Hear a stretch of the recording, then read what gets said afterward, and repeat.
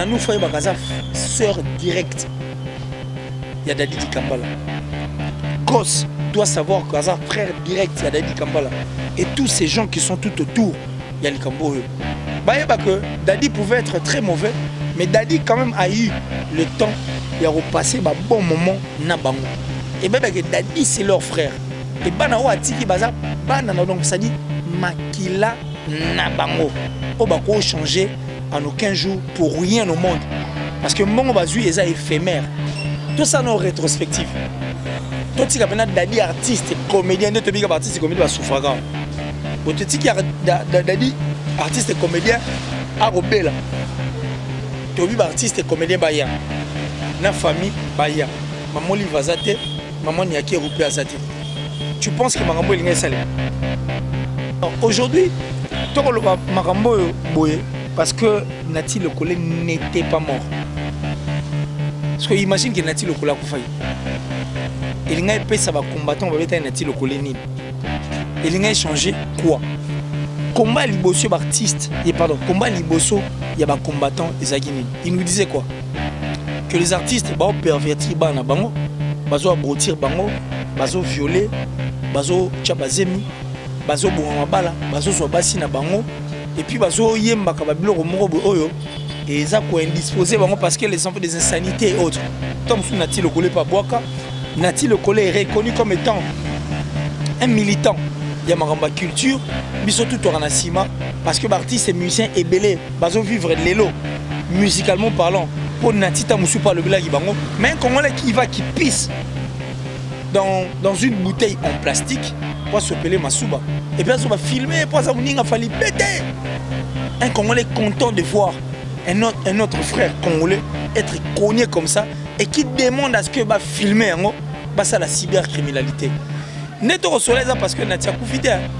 Bon ce n'est Natia qui prend toi je prends moi crâne au moins l'aube. Maramoto le boto ngato le bamote. Ne bande ko ba ko sana poto et frustré ngai parce que Nati qui a un nom qui a été cogné. Bonjour ngano baza to comme la poto. Na ba émission to salio, c'est que ça la terrible. Koba kisa mikolo na umbela na se yangona tuta tolote yangona sala fierté na loboko na yangu yango nyonso ekoki ae ae aside ite na ngoya na baite o na bolingo na yo tambe yango nyonso ekoki oh.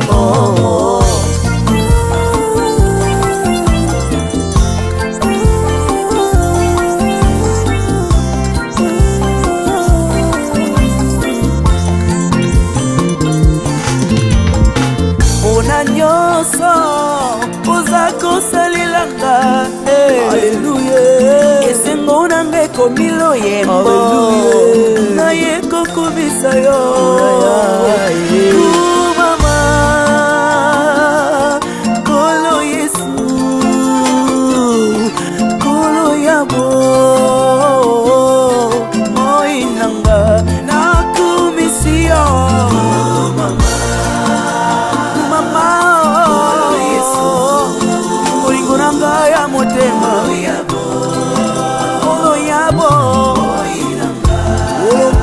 Musika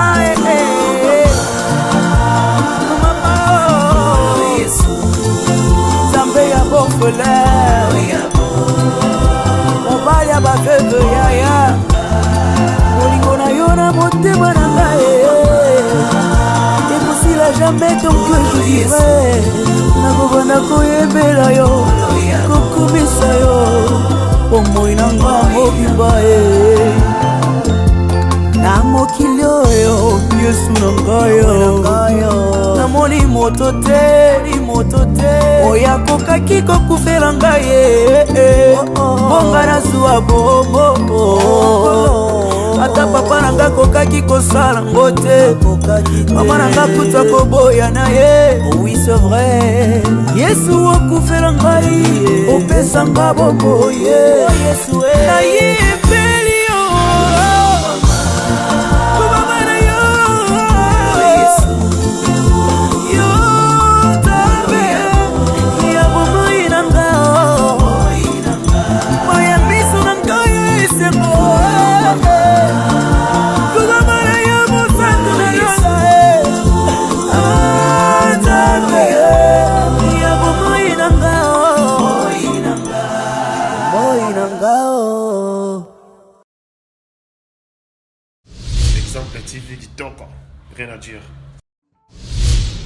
Et abonnez-vous massivement sur Exemple TV. Batou Bolinga Nada, encore comme il y a 100 périques, il faut s'abonner.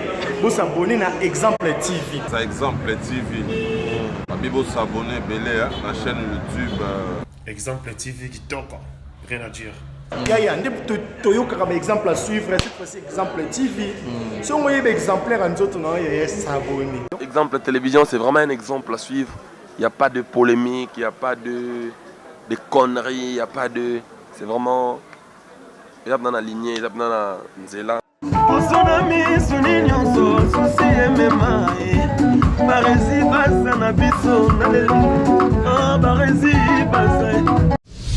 Exemple TV qui toque, rien à dire. Bienvenue à tous et à toutes au Barési Bazaar, messieurs les journalistes, bonsoir, bonjour mesdames et messieurs. Tout dépend de laquelle vous allez sur cette émission en direct de Kinshasa, la capitale de la République démocratique du Congo. Merci à Dieu à la prise de vue, merci à Yannick Chamba qui est mon boss, mon sponsor. Mille merci à Malik Arafat, Jérizing à la merveille, Monica Makambo, fille de disque, moi c'est à Pembe Bébé Seigneur, Maman Kenaya et puis Primaël, Jules Molamputu, il y a Hugues Kamazi depuis Montréal, depuis les Canada. Donc aujourd'hui, je suis avec un ami confrère, nous allons essayer d'analyser Accor Arena, Dadidi Kambala, donc beaucoup de sujets à la fois. Donc nous allons essayer de départager quelques points et puis mettre un peu quelques éclaircissements. Tout le monde est Natilo Kolazo qui frappe et idem pour laquelle piano main. Natia qui frappe, donc tout le monde belé avec Killer qui est ici. Donc c'est un garçon sage et intelligent. Alors jetez vos télécommandes et suivez cette émission du début à la fin et ayez l'habitude de partager massivement les émissions et de vous abonner massivement. Killer, bonsoir et bienvenue. Bonsoir messieurs les journalistes. En tout cas bonsoir pour nous qui sommes à Kinshasa. Nous disons bonsoir à nous. Bonsoir aussi au pays qui à ces instants vivent en fait le même moment que nous autres là. Et puis nous allons dire bonjour, souhaiter un bonjour à toutes ces personnes qui nous suivent pendant la journée. Donc, bonjour, bonsoir. Et j'ai parie que cela va dépendre de l'heure à laquelle Bandego Barolanda Bisso. Je te remercie parce que tu as encore pensé à moi. Ça date, hein. Mais qu'est-ce qui se passe? On doit apporter la touche parce que c'est chez nous. Et je remercie Déo qui est derrière la caméra parce qu'elle, au moins, cette personne est une personne amoureuse. C'est-à-dire une personne qui accepte de s'effacer pour nous rendre vedettes. C'est pas facile, hein. Moi, c'est ma caméra, on a barésine des bases arabien. Parce que généralement. Non, mais justement, métier gros, à la même métier, c'est ça là que tout le monde est guitariste, pas comme chanteur. Vous voyez pourquoi? Parce que la guitare, Nassima. En fait, toi, si ma guitare, Nassima, il y a un orchestre. Généralement, ça là. Musicien. Vous comprenez? Donc, pour les musiciens, les chanteurs, en fait, qu'est-ce que chantent les chanteurs? Ça va chanteur. Alors, celle que on a l'orchestre, il refuse d'être guitariste, il accepte à ce qu'il y a comme chanteur de façon que son bon est ce qu'on appelle pas. Mais du moins, le caméraman, généralement, tout le monde se contente. Et puis, bisonne te vendre à toi bien ou bien des salara. Bande comme ça, pote à la sonnette idéo à ça, il y a une chaîne, caméra boum, image vraiment mosaïque. Moi, son écho tâté, c'est toujours lui. Tout en oubliant que le journaliste à Alara qui fait, en fait, qui remplit aussi les tâches et qui fait un grand travail. Donc c'est pour dire que merci à Déo qui est derrière la caméra et puis merci à tous les techniciens qui nous acceptent comme ça. Bien. Alors on dit merci encore et c'est surtout à la première personne à s'abonner qui paie l'exemple de télévision, la première et puis en dehors à s'abonner qui donc nous vous remercions. Faire confiance en cette chaîne de façon que et kalisou image ya mboka na biso et puis kalisou image il y a internet parce que généralement internet on dirait il y a que des abrutis mais nous avions des messieurs comme Barési qui est messieurs les journalistes donc je te remercie de ces passages na dédié on a Francine Mana depuis l'Italie Mana Love la maman de Raïm et de Benin. Voilà, merci beaucoup. Accor Arena, Natilo Kolé je frappe après concert. Quelles sont ta réaction, tes impressions? En fait, j'étais très touché. Très touché, pourquoi? Parce que Mangamandeko Nabiso Bakosa Libanda. Mangamandeko Nabiso Congolais Bakosa. Et Gozong Sabiso biloko nyonso toyoka que ennemi ya congolais azalaka congolais. Félix Oise ko albaki motia mabe moko boye ya sika bandeko ba kosela ono ba katité na sachet. Et en dehors de ça, un congolais quand tu lui demandes ou quand tu lui poses la question de savoir yebisa ngai na sela onini o na ko doubler yango pour na barezi. Webilo nyolo to bolanga lismo parce que bi que so to boli lismo a to bola barezi mi sumi balé donc à mon avis souhaité. C'est ça au fait. Tout ce que nos frères sont en train de faire plutôt à l'extérieur et que son ça biso kana ba makambo to lo bara. Et pourtant Tobagi il faut tout changer, pourtant Tobagi il faut tout faire ça.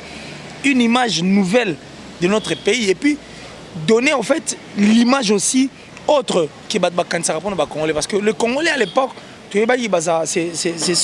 un peuple hospitalier, un peuple un peuple un peuple évite quand même de problèmes parce que ton nom est naïf. Pourquoi? Parce que sur le Cameroun et 5000 banda biso na kati a to réagir ça pénaté. Et puis na niveau ya poto na omona c'était difficile de voir un Congolais tuer son frère.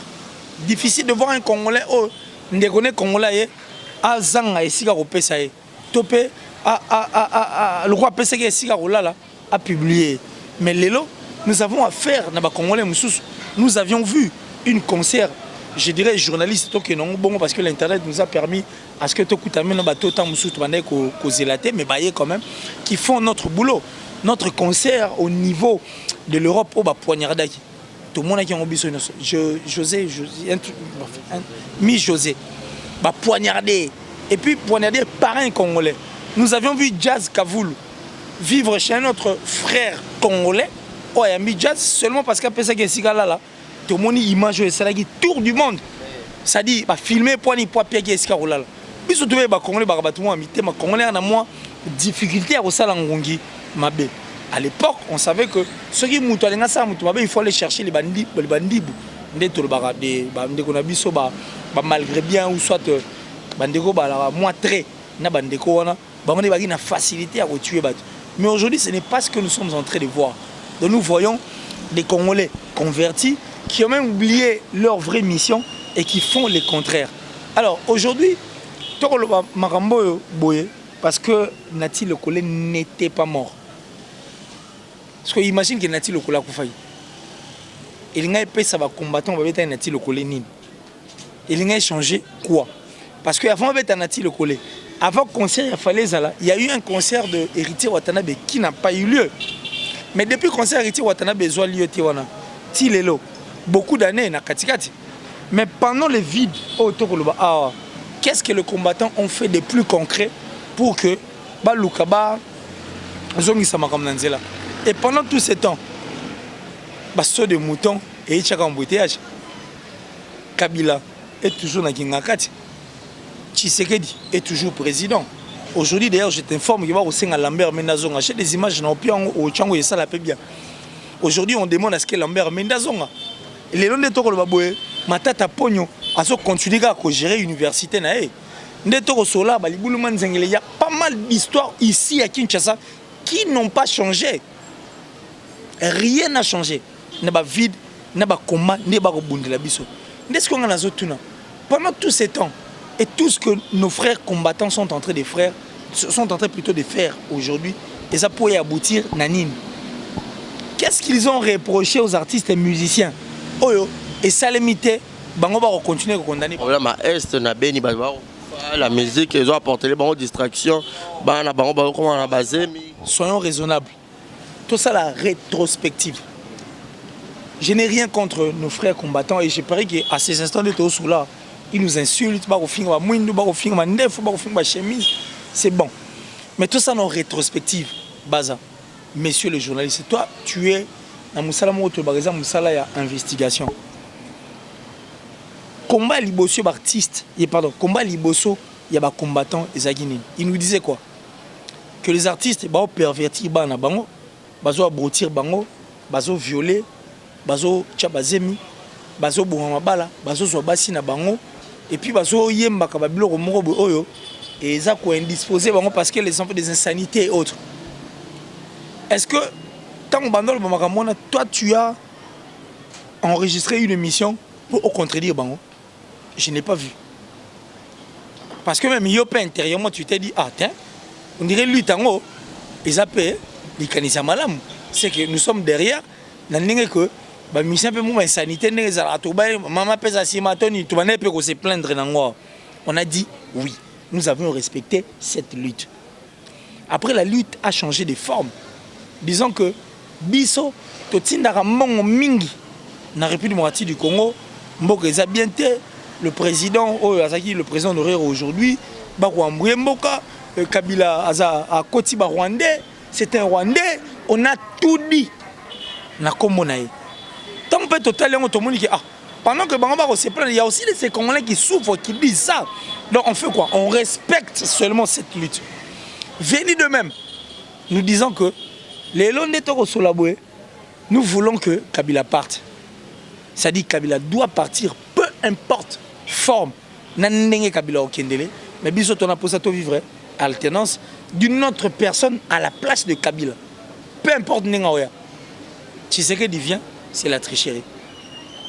On a tout dit. Na kombo nae et tilelo bako continuer koloba makambu na kombo nae.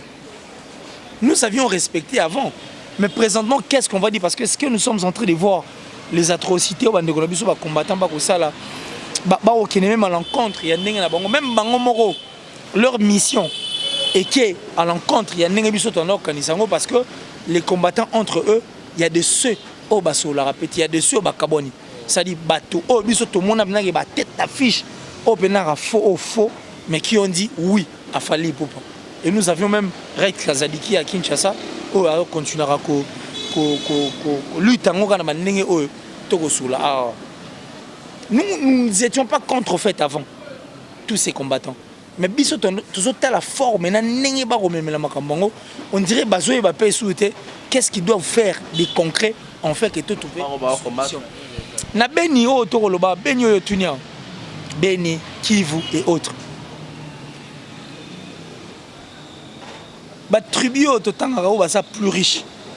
Ah ouais, dans la République démocratique du Congo, tu as informé et ça bah tribu les tribus et puis bateau bazana ba to be ngata sous tribu nengwan.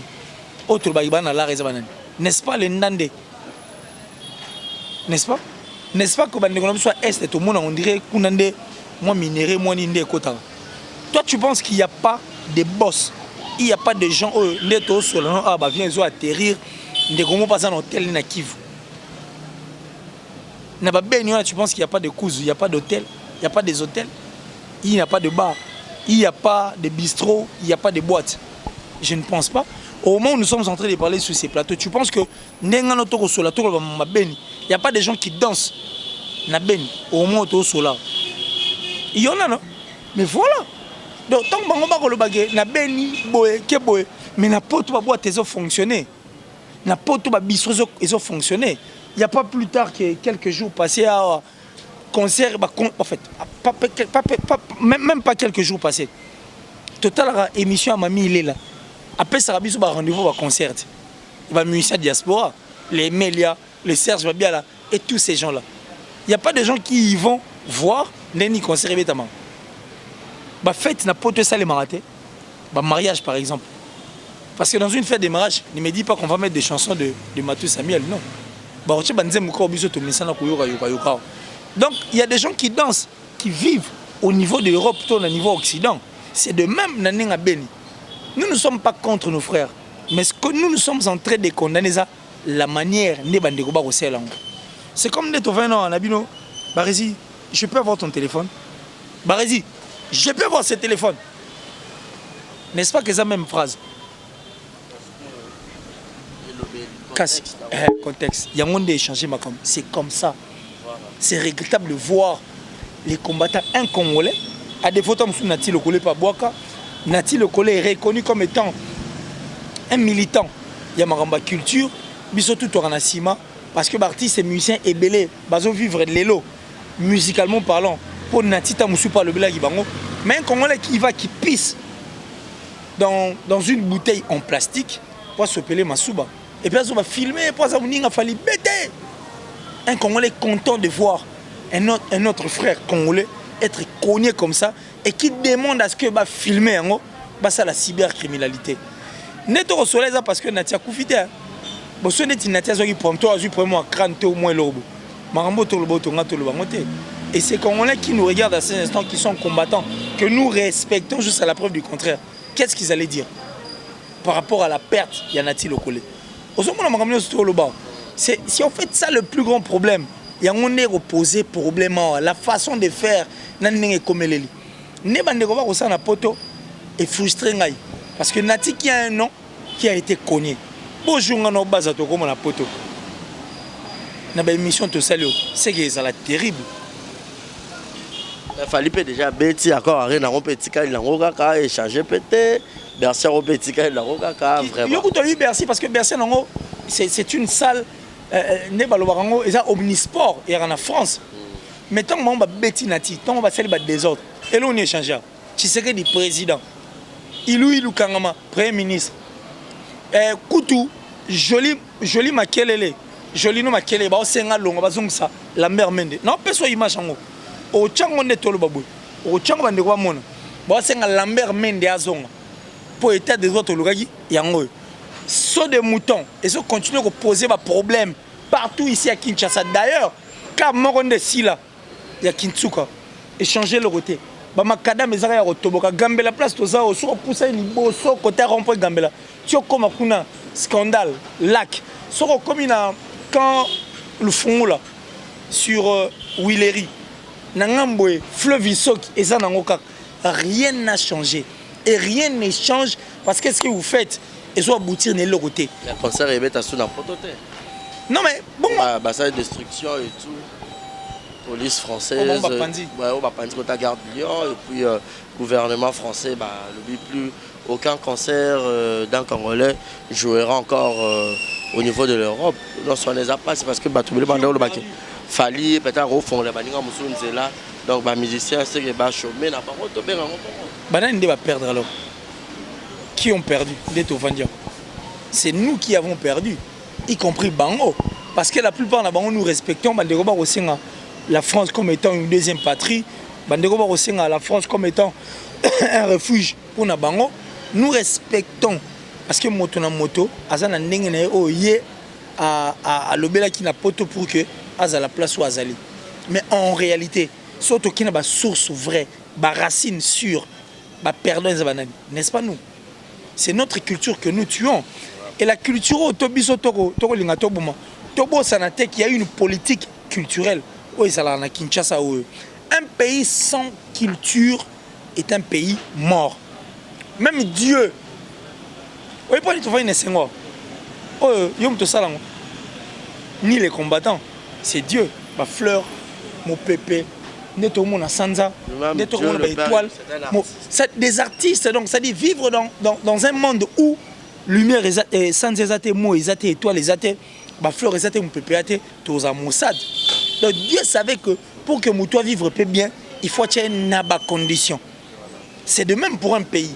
La culture, ils appellent l'une des conditions qui permettent à Moka ça bien.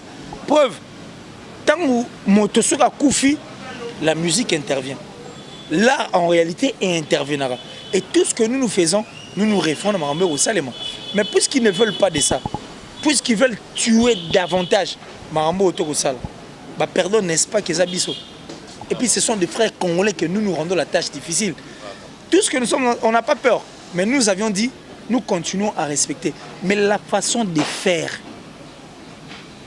même Boko Haram, c'est un mouvement terroriste. N'est-ce pas? Ben Laden, Azagi, au cadre, il y a ici quand tout le monde va World Trade Center, mais quand même, qu'on a hiérarchie Zali. S'il faut négocier avec les combattants aujourd'hui, on va négocier avec qui? Bokechu, Eso, il y a Lola Sokoko, où on va négocier avec qui? C'est les Inuits, Tony. Aujourd'hui, on a un problème. Même organisation, les organisations, nous respectons, mais il faut quand même hiérarchie sur les alliés. Tout le monde est approprié. Au moins, il y a respect. Mais maintenant, là, on va respecter qui et pourquoi? Parce voilà. que c'est maintenant un serpent à plusieurs têtes. Voilà, qu'il a clé si tu as bouclé, peut-être si j'ai Europe, ça va un message pour que tu fasses la deuxième si j'ai un peu de Bon, ben, s'il faut s'adresser à des combattants. On a pas combattant, Bah bon, on a congolais. Mais combattant gallo oui, mais maintenant, on a sous et là on va combattre on va terroriste. Nena monnaie publication sur Facebook, sur Ozui Peric mon qui ça faut tourner où tu vois. Pourquoi? Parce que un combattant qui vient pour sauver notre pays, pour nous sauver nous. Il y a Betty Nati Lokole. Aïbi s'il vous plaît, perruque. À l'ongole ici moto, chaussures. Abi démaquille toi. À Sali, ça dit des atrocités de tout le monde. Parce qu'un terroriste, ça a moto sur aïe. Aïbi qui est au base, on a un terroriste. Naïe, naïe ko terroriser. Quand je viens, je prends quelque chose. Avant qu'il y ait un abomin dans mon mort. N'est-ce pas qu'il y ait un robot piscose? C'est que prochainement, si on est sur Monica face, on comprend que c'est de même pour le rebelle et autres. Il n'y a aucune différence.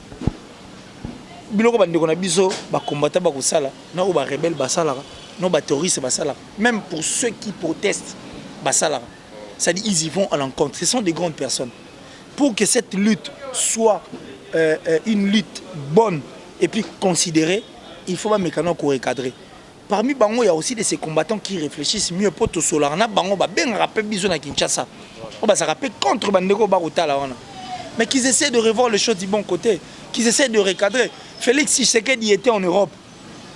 À Tamboyagi en Angleterre, dans mon sur opération Farata, qu'est-ce qu'ils ont fait? Parce qu'en réalité, les artistes et musiciens ne sont pour rien. On leur condamne à Bablo Robamba Lobby. Mais bisous de Toana Kinshasa, tout à l'heure, les réseaux sociaux. Journée, même un journal français, na bossé comme on dit smart sur Guinée, na ligne peut-être na martelé sur Yango, qui a parlé sur un concert produit par les Rwandais, mais il s'est affiché avec Michigo sur Guinée. Mais tant que on est en France, les Français regardent. Congolais va s'opposer pour les artistes et musiciens. Qu'est-ce qu'ils ont déjà fait pour besoin de ça? Les Occidentaux financent des guerres. Est pour que les gens vivent. Mais aucun jour, et si Bakenda Gel Bosso ambassade Nabango, aucun jour, si Bakenda Gel Bosso à la préfecture pour leur dire que nous disons non, nous devons financer la guerre. Ah, ils attaquent des musiciens qui sont pour rien. Un message à tous les combattants. En fait, les combattants, nous vous aimons. Nos frères congolais, nous vous aimons. Nous disons oui. On sait que vous allez nous insulter. Nous, on est habitués à ça. Mais le plus important, si réellement vous vous battez pour notre cause, mais ce que vous faites, vous partez à l'encontre. Il y a Makambo Bisotoyo qu'avant, na auto commun. On vous rappelle qu'avant, après c'était Kabila qui a porté la charge de tout.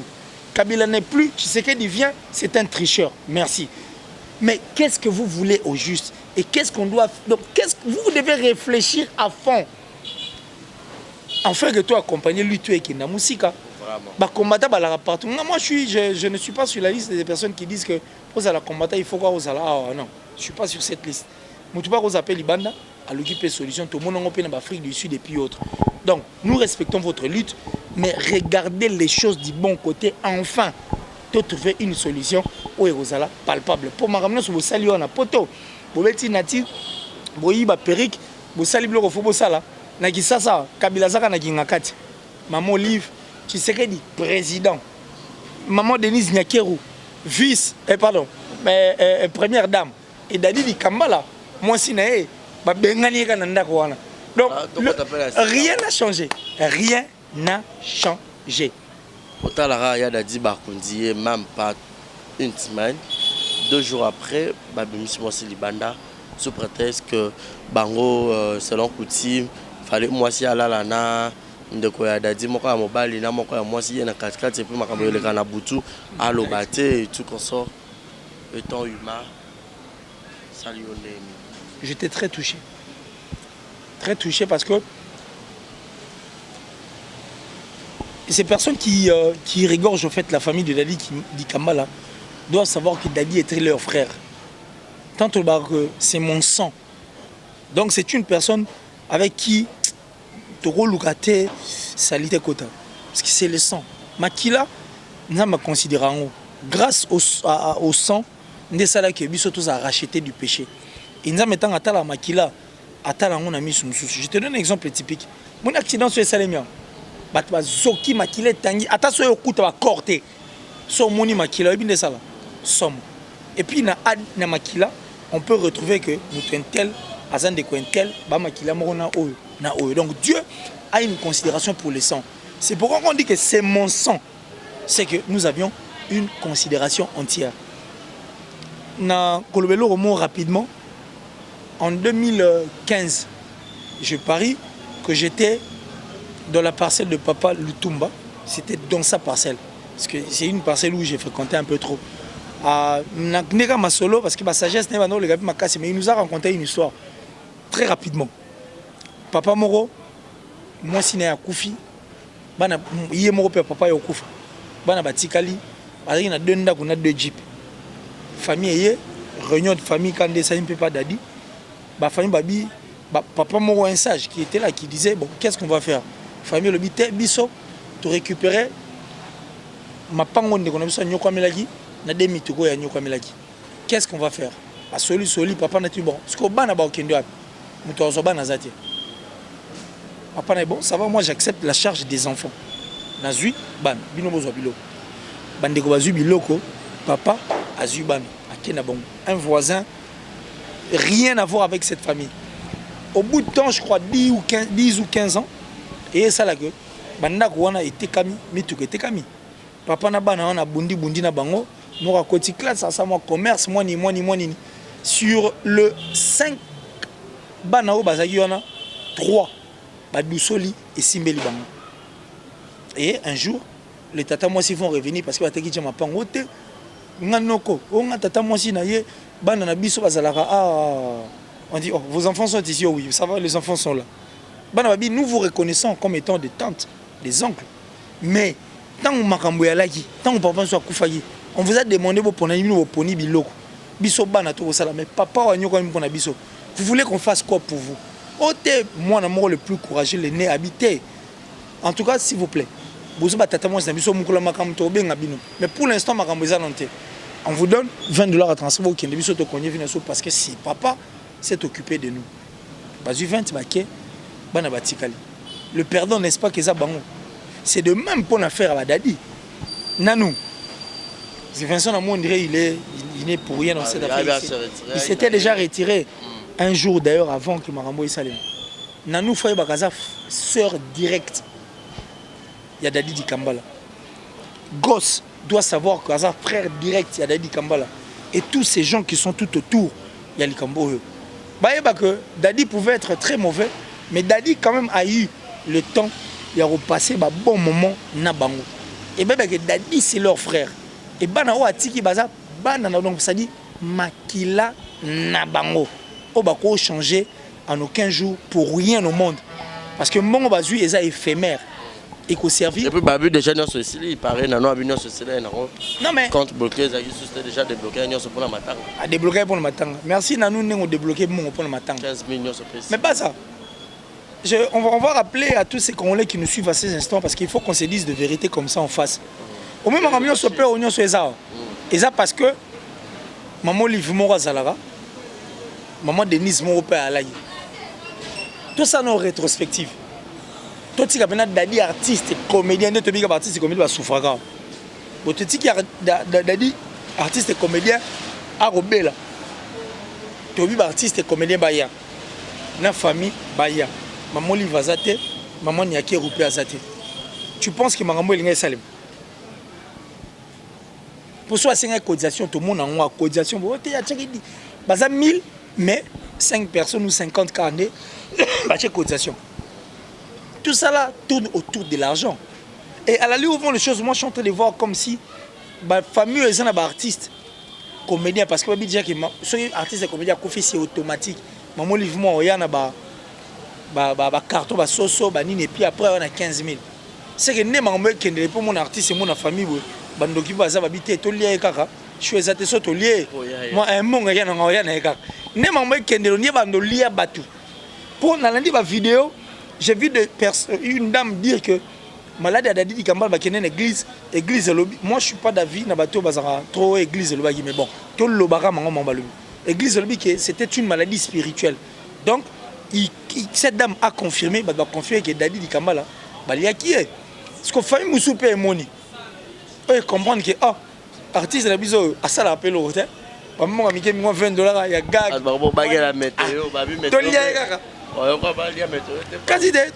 Parce que 15 000 écoutes. Tout ça parce qu'il y a l'argent. Tu as commis Nabolingo et Mbongo. Qu'on est quand même battu. Mais par moment, quand on est en train d'agir, il faut réfléchir. Et on doit signaler que la famille de Dadi di Kambala, Mumbata,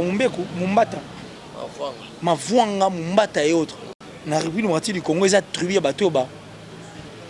Ça dit Bato Congo central, Bazara moi, nous y tout. Et puis ils ont dit que ceux qui, moi, si à perdre mon bali, on attend 45 jours, peut-être ou soit 30. Moi, si il faut vendre un assez, de façon qu'il va trouver solution.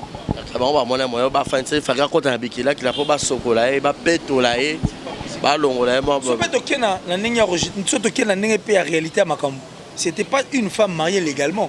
Ils ont tout bien comme la famille. Moi, si moi, Zokaki,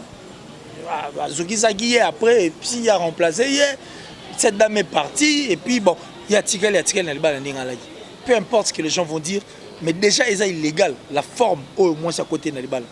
Mais il faut essayer de revoir. Et papa, si Nabiso, Nanou Foyeba, Nabandeko, artiste, comédien, sur Tikel, Foyeba.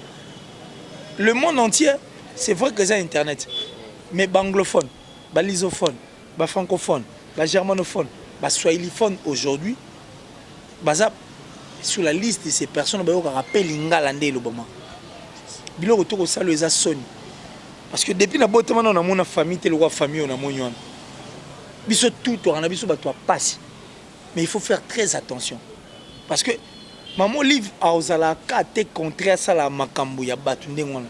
Elle a beaucoup de choses à faire. Makambu pèse belé à Ozala. Parce que ce n'est pas été. Même moi, si je dis mon émission, eni. Si on va atteindre des paix, tout ça là parce qu'il y a eu l'argent. Le cost est bon. Et que ça là qui va confondre, va bosser la même repère na bango pour qu'il va bosser la même valeur ya moto azaki na famille na bango pour qu'il va lander la maman. Déjà ba obsèque ou ana ba obsèque à $15 000. Non mais imagine que toi et moi nous étions à la mort. Ba ina bila maman liboso ko quitter. Faut pas on va la maman. Quelle honte. Et puis chapelle on a bachaki le roi moi la maternelle. Pourquoi il faut exposer? Pourquoi il faut pourquoi tout ça? Si ko bana o bacheli bana j'aurais appris que bana musu bana moi na mort à Kalembele mbona. Ce n'est moi na kufi na nozoni. Ce n'est moi na eu problème. Famille on est aux Zwanine.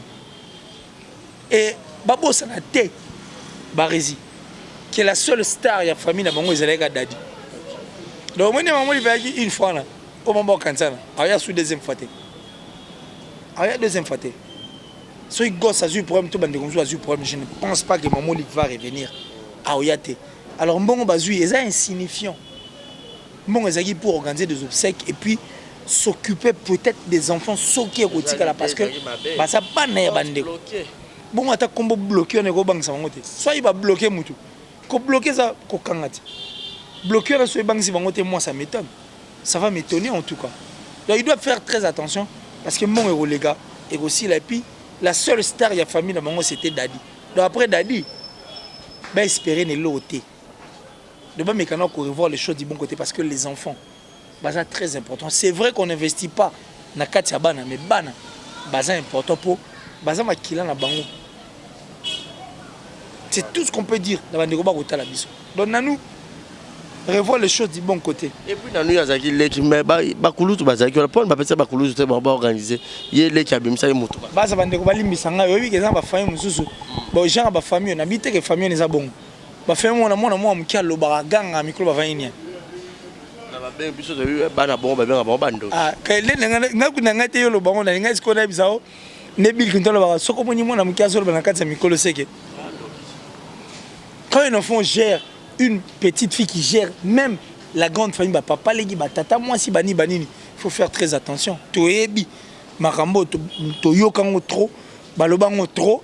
Quand une petite fille qui gère et s'oppose à ça dit il faut faire très attention.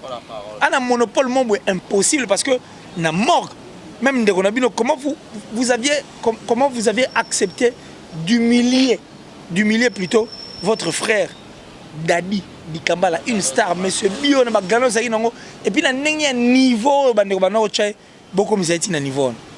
Et puis c'est une petite fille qui parlait bandeko tout bavandi kimi. Faut faire attention. Na ba famille musomo nga bote papa bimana. Yem ta simba code ya famille. Na ba famille muzus, na biteke ye mais ba famille muzus. Et ça remonter papa alors moi c'est papa. Donc nenga code ya te possibilité papa olia batu donc mon ya souté donc faut faire très attention. Merci beaucoup qu'il est ici, nous sommes arrivés à la fin donc un mot bah retenir Nini et puis un mot d'encouragement par maman Gisèle et puis pour toutes les personnes bon on peut-être pas ça contribution bah que et ni pas à la bande donc ils appellent à départager tous les enfants et puis moi tourner dati les sous-sous dati ou orpheline de père et de mère donc toujours comprendre les artistes comédiens et belé au moins article pas monter ma boutique qui a 10 11 li kama ba 10 ba 20 ba nango ezaka nini kaka. En fait, donc le starisme à Kinshasa, tu n'as pas dit comment on dit moi ngambo mo ko yeba neza ngamde pepe kala yemba. Parce que si nous artistes et comédiens ba botana bango, tout ba musicien. Généralité baba siango na baba siango. Ezalaka ke aye posa na succès. Yemo aye na ba biloko na ye et puis andimia bokola ne bana. Côté on a bon. C'est vrai qu'il faut qu'on appelle un peu plus modéré et puis dépendre de l'artiste bango mo. Mais seulement, le starisme est autour de l'évolution. Les artistes et comédiens doivent prendre conscience.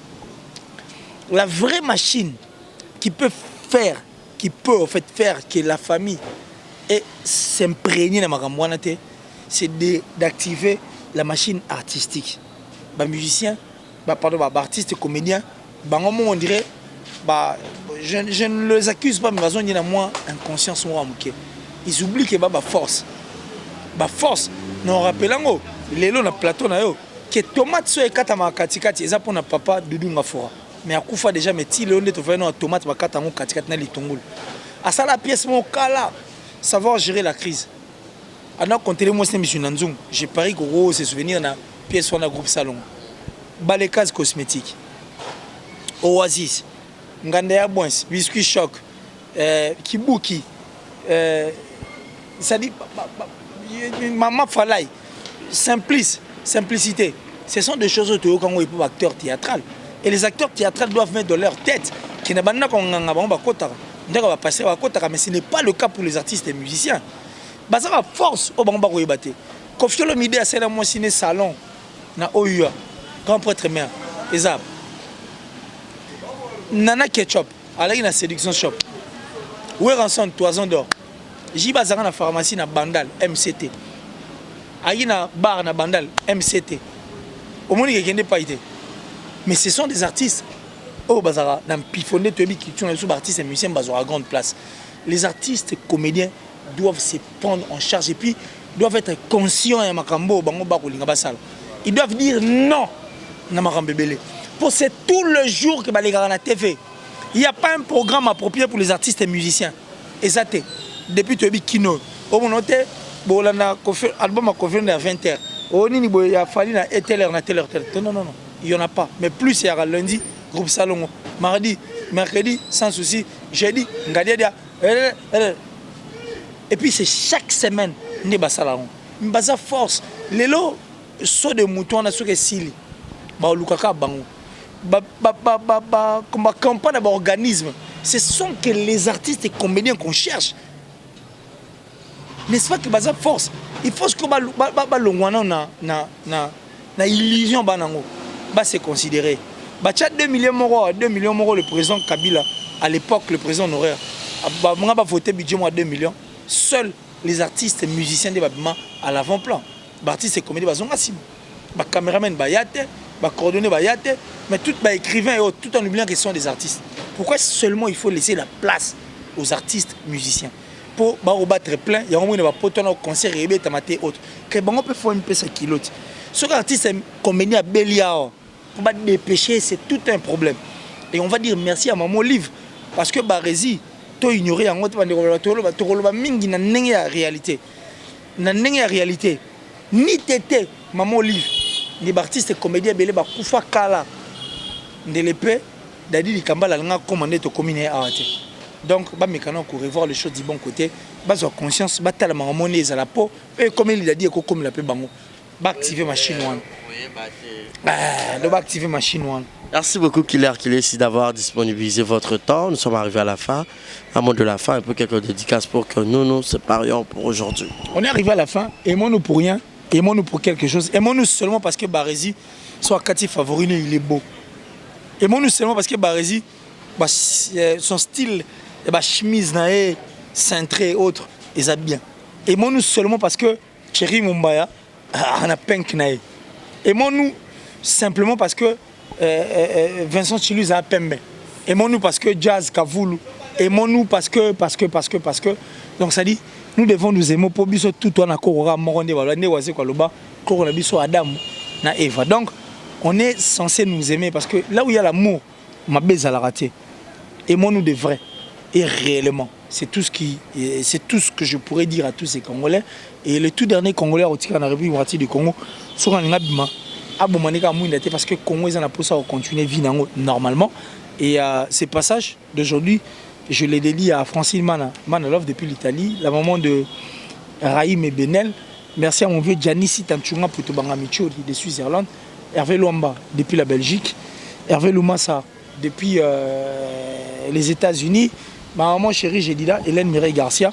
Et j'ai dit merci à Mishka Star, donc Mishka Kassavoubou, Lubaki, mon frère de tous les temps, Gédéon des Oulémas, Kone, Djogo, Capo, tout entre Balingarangaï. Carole première, la toute dernière en tout cas, et la première, la canadienne Nyos. Donc c'est tout ce que je peux dire. Merci beaucoup Killer ici. Donc comprenez comme ça. Ça n'est fini pour aujourd'hui. Je suis grippé, mais je suis dans l'obligation de vous présenter cette émission. C'était la Killer ici comme invité, analyste.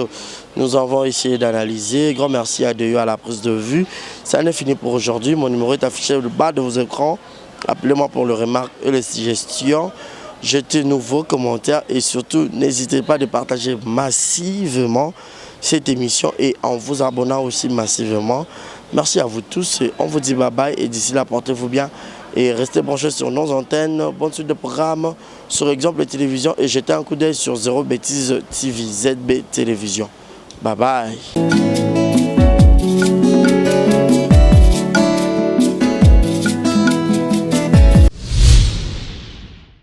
Exemple TV et Boti Zéro Bêtise TV. Fidèle amis internautes, ba maman, ba papa, ba tantine, ba yaya, Barési Baza, monsieur le journaliste Nabino Naye Lisusu. Quand vous pouvez avoir confiance dans Exemple Télévision, vous pouvez avoir confiance dans Zéro Bêtise TV. Est-ce que vous avez bien? Zéro Bêtise TV. Zéro, il y a chiffre 0, mais 0, il y a lettre. Au bêtise Z-E-R-O, espace Bêtise TV. Au monde, il y a news, actualité, il y a solo, il y a sûr. Oui, il y a bêtise. Parce que beaucoup de bêtises, beaucoup de théâtre, musique, cinéma. Nyonso, émission, il y a bien, il y a politique, il y a chronique musicale, il y a chronique sportive. Alors, bon s'abonner massivement. Yom to boya bêtise, yom to boya anti-valeur, yom to boya rabumbindo, yom to boya rabatitre à l'okuta, yom to boya bêtise. Alors, place à Malonga s'abonner, et c'est un exemple de télévision. Zéro bêtise de télévision, et ça, on a pour Nabino. Papa, maman, yaya, neko, tata, moi aussi. Yom to rotalanga yolinga Barési Baza. Au PC confiance dans l'exemple de télévision alors to yelbino Zéro Bêtise TV. Au boya bêtise, au boya anti-valeur, au boya loro mabe na matoyi. To fongole Léopold. Zéro Bêtise TV. Zéro Bêtise de télévision au côté YouTube. Au bêtise Zéro Bêtise TV. Zéro y a chiffre et zéro y a lettre. La surprise y a kafou, y a kafou, y a kafou. Barési Baza to moni confiance au PC na exemple de télévision. Y a on to yelbino Zéro Bêtise de télévision. Tout le monde a Zéro Bêtise de télévision. Alors tout ça les on pour na binorara.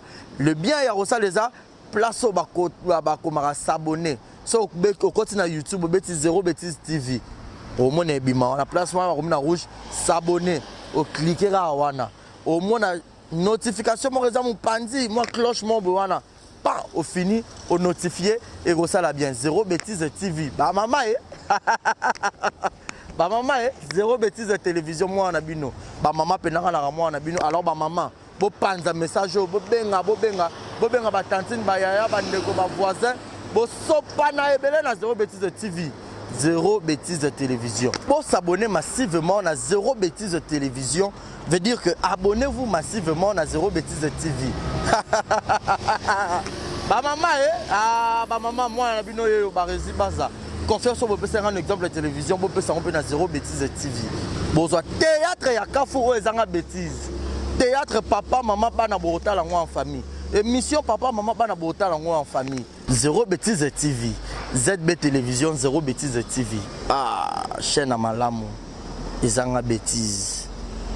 Bouzo bakune zate. So bouzo bezali. On a habité quoi. Et où tu vas pour un mot barisi baza. Monsieur le journaliste.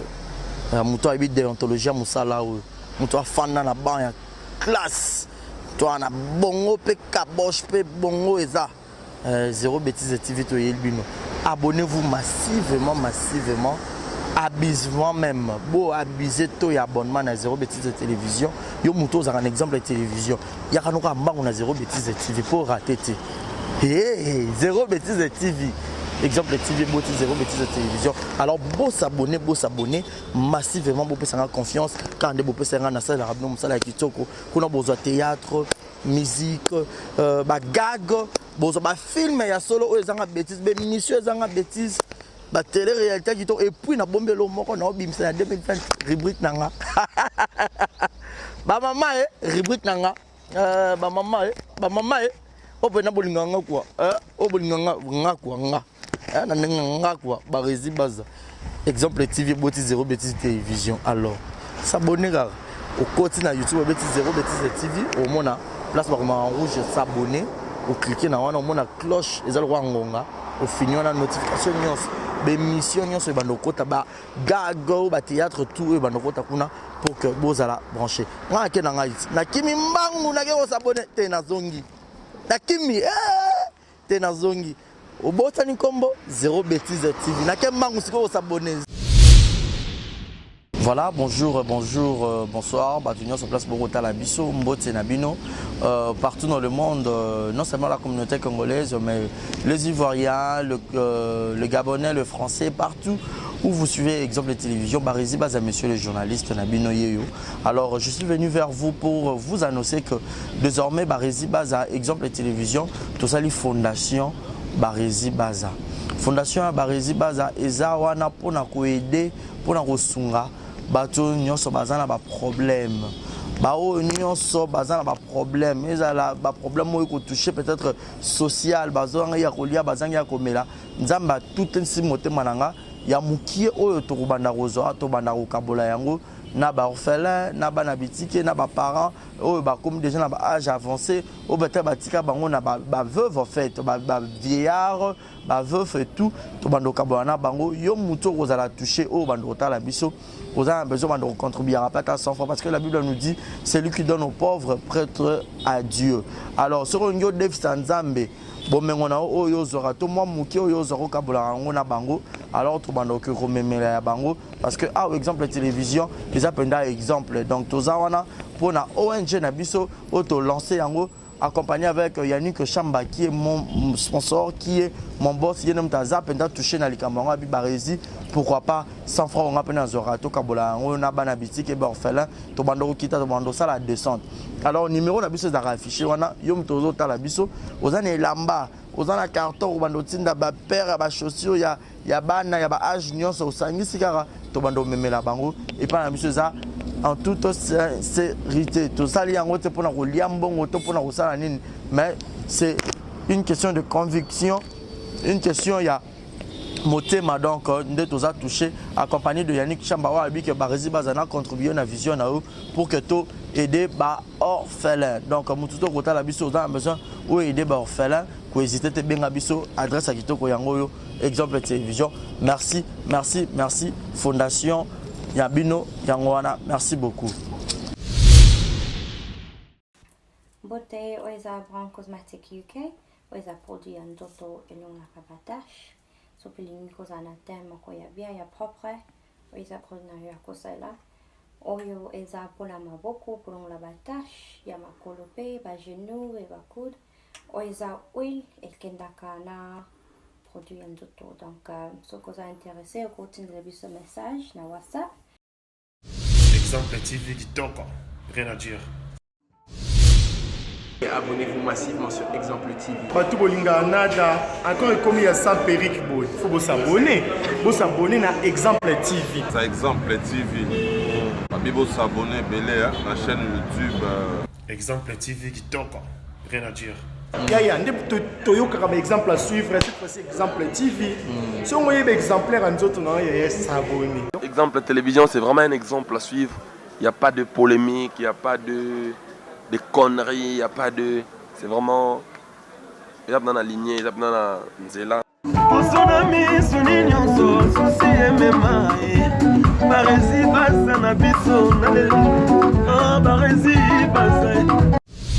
Exemple TV Kitoko, rien à dire.